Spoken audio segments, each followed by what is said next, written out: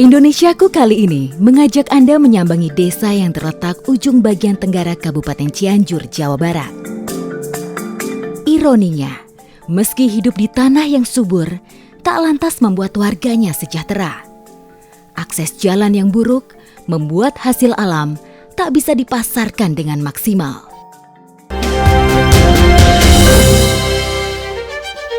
Kami akan menuju Desa Mekar Mukti, Kecamatan Cibinong, Kabupaten Cianjur. Desa terjauh yang masih sulit dilalui kendaraan roda 4. Dan perjalanan kami mulai dari Desa Cimaskara. Halo Kang semuanya. Iya, ini kalau mau ke Desa Mekar Mukti harus pakai ojek ini. Oh, biasanya pada nunggunya di sini juga. Tapi kenapa nggak pada pakai masker ini? Kalau di sini udah aman kayak di kota, hijau kampung. Oh, zona hijau. Berarti saya juga bisa lepas masker ya, aman ya. Tapi untuk itu bisa bantuin kali ya. Saya bawa barang-barang banyak ini. Karena mau ke Desa Mekar Mukti, ayo.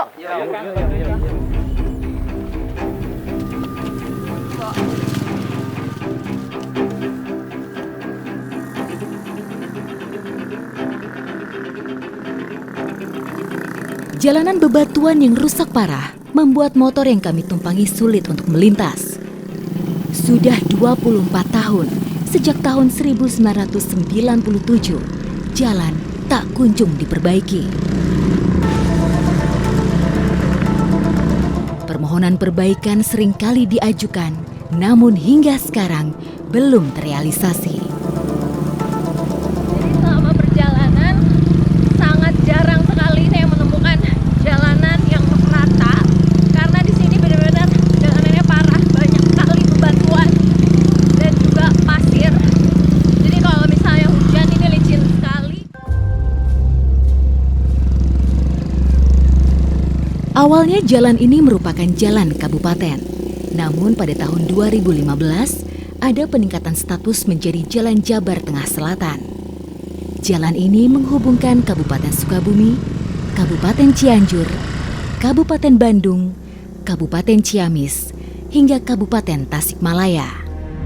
Nah, bahkan di perjalanan saya, ini ada lubang seperti ini. Ini sangat bahaya sekali ya, apalagi kalau warga atau masyarakat di sini melakukan aktivitas di malam hari, karena memang di sini untuk penerangannya juga masih kurang. Jadi bahaya, benar-benar bahaya. Akses jalan menuju Desa Mekar Mukti melewati Desa Cimaskara dan Desa Padasuka. Dengan jarak tempuh kurang lebih 15 km, jalan ini sering dilalui kendaraan angkutan umum dari Cianjur menuju Ciwidey, Kabupaten Bandung. Setelah melakukan perjalanan kurang lebih 3 jam, akhirnya kami sampai juga di Desa Mekar Mukti.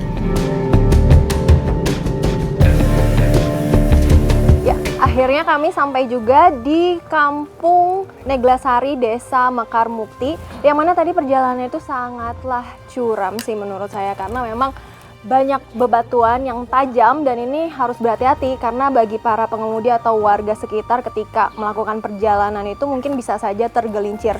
Dan kurang lebih sekitar 3 jam perjalanan dan menurut saya ini lebih dari 20 kilo.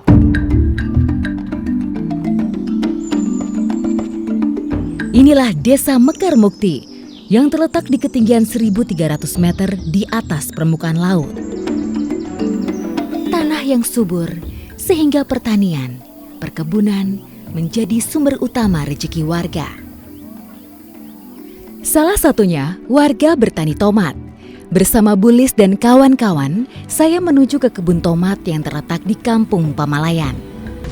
Perjalanan melewati jalan yang berlumpur dan rusak parah. Sebenarnya jalan ini jalur penghubung antara Kabupaten Cianjur dengan Kabupaten Bandung. Namun jalan yang tak kunjung diperbaiki membuat perjalanan terasa sulit. Sekarang sudah setengah perjalanan dan kami melewati jalan yang rusak dan juga licin. Dan jalur ini adalah jalur utama untuk truk-truk yang akan mengirimkan komoditas pangan mereka sampai ke kota tujuan. Namun jalan yang tak kunjung diperbaiki membuat perjalanan terasa sulit.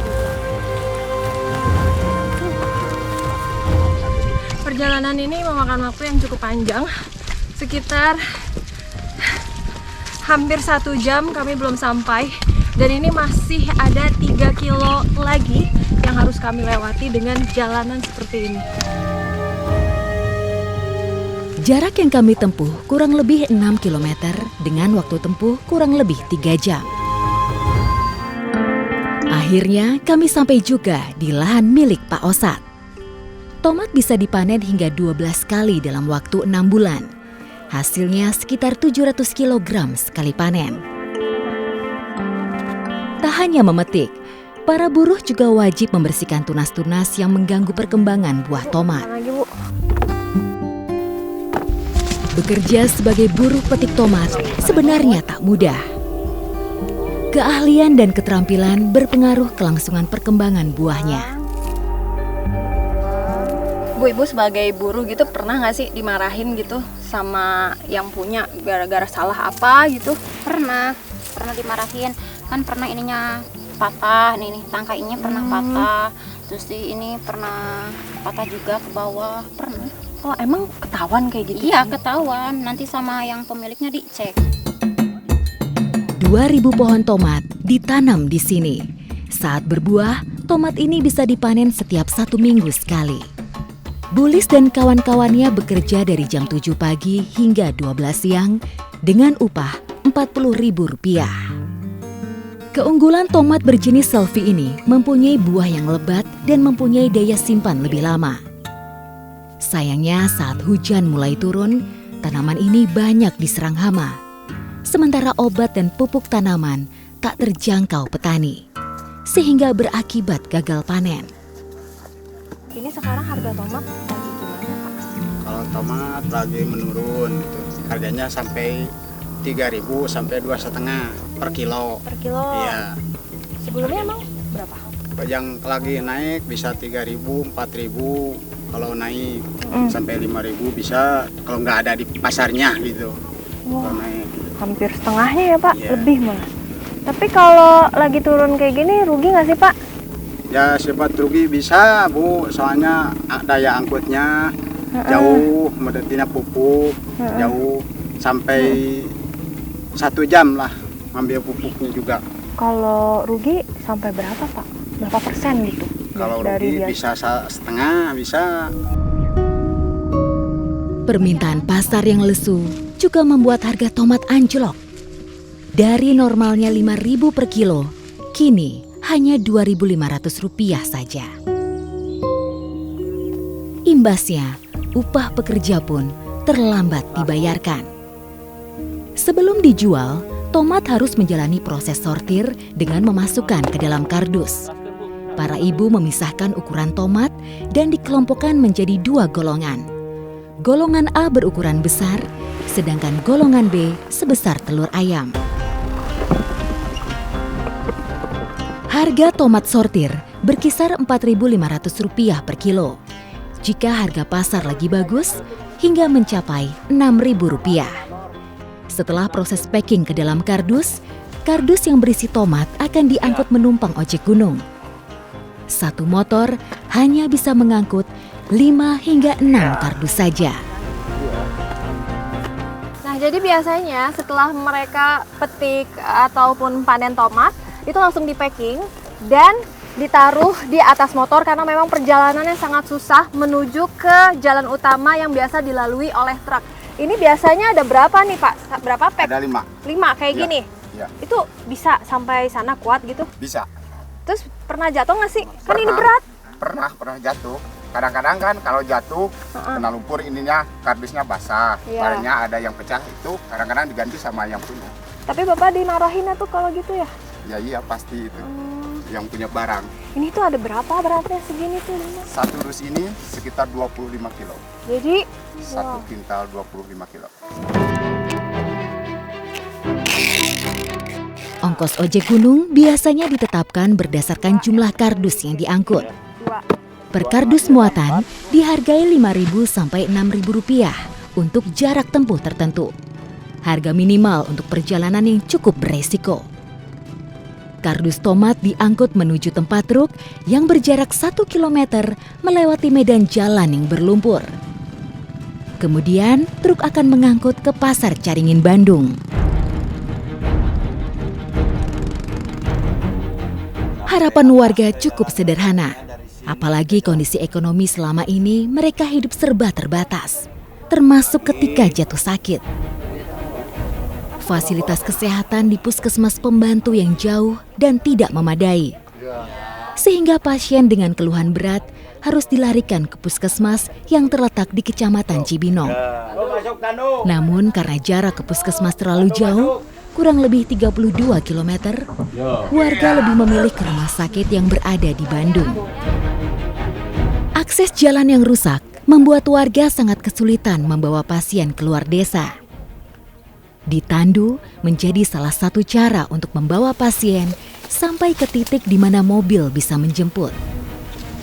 Warga secara bergotong royong bergantian memandu pasien. Lega rasanya ketika pasien sudah berhasil dipindahkan ke mobil untuk dilarikan segera ke rumah sakit. Semoga saja segera ditangani dengan baik.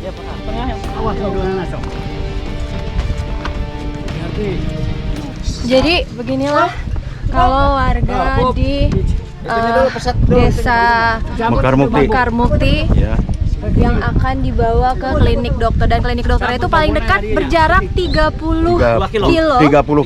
kilo dengan waktu tempuh sekitar 3 jam. Dan ini kasihan banget dong kalau di jalan ada apa-apa ya Pak. Iya.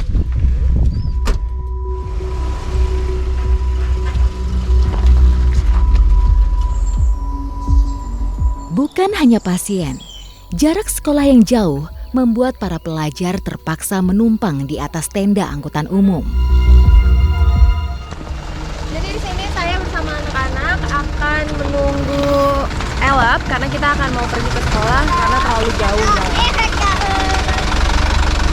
Nah sekarang karena elap ini penuh dan anak-anak harus ke sekolah, jadi mereka biasanya menaiki elap di atas, dan di sana saya mau coba buat ikut anak-anak. Pagi ini saya bersama anak sekolah menuju SD yang berlokasi di Kampung Cempaka, Desa Cipelah, Kecamatan Ranca Bali, Kabupaten Bandung. Satu-satunya SD yang paling terdekat dari Desa Mekar Mukti. Dan ini pun satu-satunya angkutan yang tersedia.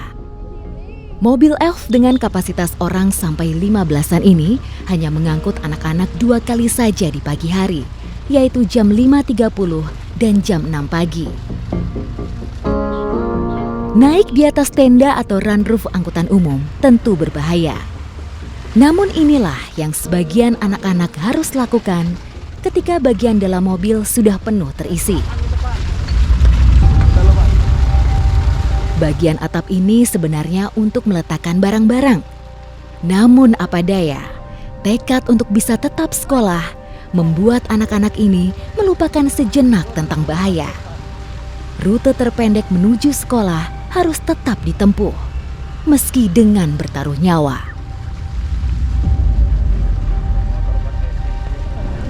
Jadi ini baru pertama kalinya saya menaiki elf yang benar-benar pegangannya tuh cuma sama besi-besi yang tersangkut di atas elf. Dan kalau jalannya bebatuan seperti ini, pasti saya harus memegang yang cukup kuat karena bisa aja jatuh. Jadi kalau misalnya banyak anak sekolah yang duduk di sini, ini sangat bahaya sekali. Sungguh, saya sangat ketakutan berada di tenda angkutan umum.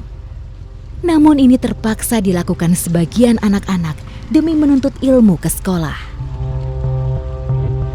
Nah, jadi itu anak-anak memilih untuk tidak naik elf, mungkin sepertinya karena menaiki elep ini cukup berbahaya, apalagi kalau sudah penuh seperti ini, karena saya aja harus pegangan yang sangat kuat untuk menahan supaya saya tidak jatuh. Akhirnya sampai juga. Saya dan beberapa anak SD lainnya turun dan menuju ke sekolah.